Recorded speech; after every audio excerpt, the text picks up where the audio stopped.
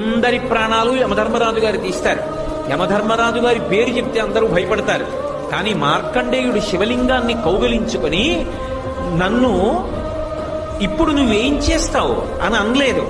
ఆయన ఓ మాట అన్నాడు, చంద్రశేఖరమాశ్రయే మమ కింకరిష్యతి వయ్యమహ అన్నాడు. నేను పరమశివుణ్ణి పట్టుకుని ఉండగా ఓ యముడా నువ్వేం చేస్తావురా అన్నాడు. ఆయనకి కోపం వచ్చింది. అంటే నువ్వు శివలింగాన్ని కౌగలించుకుని ఉంటే నేనేం చేయలేను అనుకుంటున్నావా అని పాశం వేశాడు. మరి శివలింగాన్ని గట్టిగా కౌగిలించుకున్నప్పుడు ఆ పాశం శివలింగానికి కూడా పడింది.